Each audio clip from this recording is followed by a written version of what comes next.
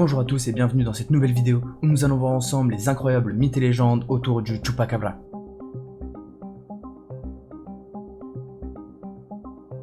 Cette légende aurait débuté à Puerto Rico, aux Caraïbes. Ce serait en 1975 qu'une créature nommée le Chupacabra aurait fait son apparition et aurait terrifié la plupart des portoricains. Cette créature attaquerait de nuit de nombreux animaux et les aurait complètement vidés de son sang. Il y aura de nombreux témoignages qui rapportent avoir retrouvé des groupes d'animaux, allant parfois jusqu'à plus d'une vingtaine d'animaux morts retrouvés au même endroit dans une zone très restreinte. Au début, la plupart vont penser qu'il s'agit simplement de rumeurs ou d'une simple légende. Pourtant, le phénomène va continuer et s'intensifier, et durant de nombreuses années, la créature va terrifier les portoricains. À un moment, le phénomène va prendre tellement d'ampleur que même la police va s'en mêler. Les autorités vont effectuer de nombreuses battues pour essayer de localiser et tuer cette bête. Malheureusement, après plusieurs mois d'enquête, ils ne trouveront rien, alors que le Chupacabra continue de faire parler de lui. Certains témoins rapporteraient même qu'il commencerait à s'attaquer aux différents habitants du village, et que les seules victimes ne seraient plus des animaux. Les autorités qui restaient à la base très sceptiques vont alors prendre l'affaire beaucoup plus au sérieux. Ils vont établir différents groupes d'enquête pour essayer de recueillir un maximum de témoignages. Et en regroupant tous ces témoignages, ils vont essayer de décrire la bête. Toutes les personnes qui disent avoir vu ce cryptide la décrivent comme une espèce de singe. Il aurait une peau très sombre et de longues griffes. Ses yeux seraient rouge sang et globuleux. Et les personnes qui décrivent son cri disent qu'il est assourdissant et terrifiant. De plus, grâce à cette enquête, ils vont réussir à récupérer des enregistrements de personnes qui prétendent avoir filmé le fameux Chupacabra.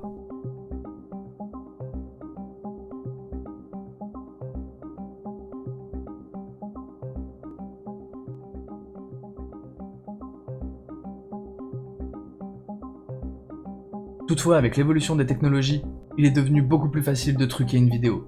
Il est donc probable que la plupart qui se trouvent sur internet soient des fakes.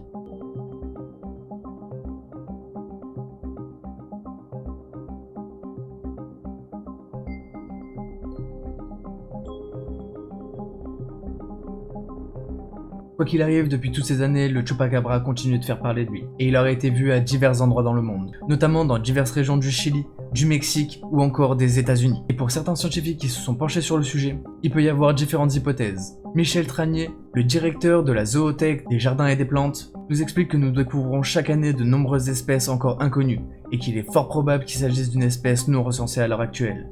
Pour d'autres chercheurs, il pourrait carrément s'agir d'une expérience de modification génétique qui aurait mal tourné, et qui aurait créé ce monstre sanguinaire. En plus, à l'époque, il n'y avait pas autant de mesures qu'à l'heure actuelle. Elle aurait très bien pu s'échapper du laboratoire où elle a été créée.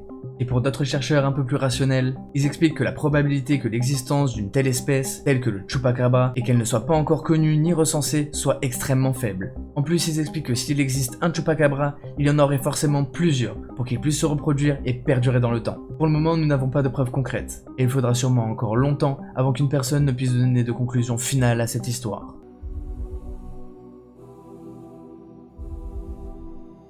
Cette légende commence en 1764 dans la région du Gévaudan. C'est à ce moment-là que les habitants vont commencer à raconter qu'il y a une immense bête effrayante qui erre dans la forêt et se nourrirait de sang et de chair fraîche. Pendant plus de 3 ans, cette bête va faire de nombreuses attaques et de nombreuses victimes. On dénombrera environ plus de 250 attaques pour plus de 120 morts. Des hommes, des femmes et des enfants qui seront retrouvés morts dans d'étranges circonstances. Et à cette époque, la bête va terrifier toute la région, à tel point que la légende va s'étendre dans toute l'Europe. Les témoins la décrivent comme un spécimen d'une férocité extrême, doté d'une immense gueule et d'une queue touffue, rougeâtre. Plusieurs personnes vont alors décider de se réunir pour former des battues. Ces battues auront pour but d'essayer de capturer l'animal ou tout simplement de le tuer. À cette époque, il faut savoir que ce sera le plus grand nombre de battues que nous aurions jamais effectuées pour une seule et même affaire. Mais pour autant, aucune de toutes ces battues ne donnera de résultats concluants. Ils arriveront à tuer de gros loups, les attaques cesseront seulement quelques jours, mais elles reviendront sans cesse, ce qui voudrait dire qu'aucune battue n'aurait permis de tuer la bête. Pourtant, durant ces battues, certains diront l'avoir rencontrée. Ils la décriront comme une créature diabolique, telle qu'un loup-garou. D'autres, un peu plus rationnels, décrivent la créature comme une espèce de loup que nous ne connaissons pas encore à l'époque. De nombreux spécialistes qui se sont penchés sur le sujet énoncent les théories qu'il pourrait s'agir simplement d'un énorme loup, car il existait de nombreux loups sauvages dans la région. Et pour d'autres spécialistes, ce n'est pas possible, car la plupart des espèces de loups sont généralement timides et a plus tendance à fuir l'homme qu'à aller vers lui.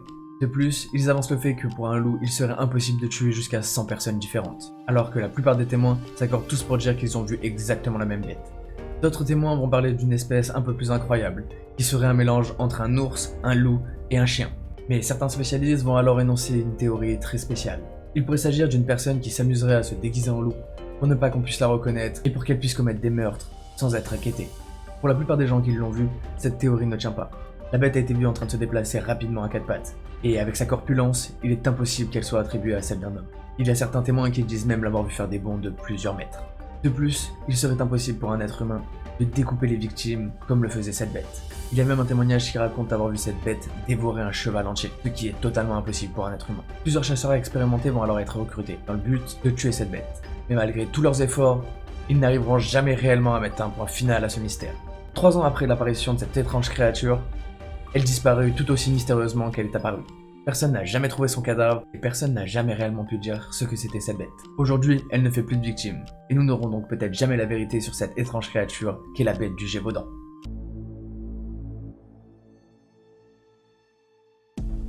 Pour commencer, il faut savoir que le point Nemo est l'un des points les plus éloignés de toute civilisation existante. Ce serait ici qu'en 1997, il se serait passé un phénomène très étrange. Les hydrophones de l'Organisation américaine de surveillance des océans ont enregistré le fameux bloop, l'un des sons les plus mystérieux enregistrés dans les profondeurs de l'océan jusqu'à l'heure actuelle. Le bloop est un son d'une incroyable puissance. Son amplitude lui aurait permis d'être entendu dans un rayon de 5000 km. Et pour les spécialistes, il s'agirait sûrement du son le plus puissant que nous aurions jamais enregistré jusqu'à présent.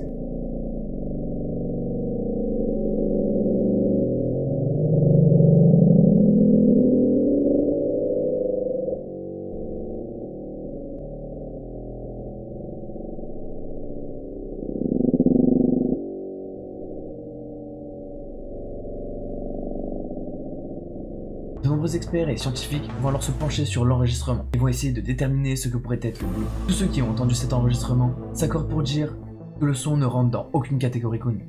Aucun des sons qui ont été enregistrés depuis que l'activité humaine existe correspondrait à ce fameux bloop. Ce signal pourrait donc provenir de quelque chose de mécanique, biologique, voire même surnaturel. La première hypothèse émise par les scientifiques serait qu'il s'agit d'un immense mammifère, car certaines espèces de baleines arriveraient à produire un son à très haute fréquence, qui ressemble de façon très similaire à l'enregistrement bloop. Néanmoins, l'intensité de la source du bloop voudrait dire que l'animal est environ 100 fois plus grand que n'importe quelle espèce de baleine que nous connaissons à l'heure actuelle. Et si cela veut dire que l'animal est sensiblement plus grand que n'importe quelle espèce de baleine que nous connaissons, il est peu probable que nous l'ayons jamais vu, et que ce soit le seul enregistrement que nous ayons de cet animal. La seconde hypothèse va alors se pencher vers les sous-marins nucléaires. Mais là encore, il est impossible de dire que ces instruments soient capables de faire un tel son. Mais là encore, il est impossible d'affirmer qu'il s'agit bel et bien d'un sous-marin nucléaire, car l'intégralité de l'activité sous-marine est connue, et il n'y avait aucun sous-marin présent à ce moment-là dans la zone. De plus, d'après les experts, il est très peu probable qu'un sous-marin ait réussi à faire un son d'une telle ampleur. Une dernière hypothèse va alors se pencher sur des tremblements de terre sous-marins, mais les géologues ne vont découvrir aucune faille sismique dans le coin. Mais alors, d'où peut venir ce mystérieux son capté au fond de l'océan Pacifique? Actuellement, il n'y a encore aucune explication rationnelle. Certains vont donc se pencher sur de très anciennes légendes marines. Ces légendes racontent qu'autrefois, il y avait des créatures géantes telles que des krakens ou d'autres monstres qui parcouraient nos océans. Et il en resterait peut-être encore aujourd'hui. Troublante coïncidence, certains affirmeraient même que le point Nemo correspondrait exactement à la localisation du Cthulhu, un légendaire monstre tentaculaire de plus de 100 mètres de haut, imaginé par l'écrivain Howard Lovecraft, un grand maître de la littérature fantastique. Quoi qu'il arrive, depuis 1997, personne n'aura réussi à identifier la nature de ce son très étrange. Et personne n'aura également réussi à enregistrer un nouveau son de ce potentiel cryptide ou de ce phénomène encore plus étrange. Et voilà, c'est la fin de cette vidéo, j'espère que ça vous aura plu, n'hésitez pas à me le dire dans les commentaires, et si vous avez d'autres sujets que vous voulez que je traite dans mes prochaines vidéos, si vous êtes intéressé par ce genre de sujet, vous pouvez également aller voir mes autres vidéos, vous pouvez liker, partager et vous abonner. C'était Kiko on Fire, peace out.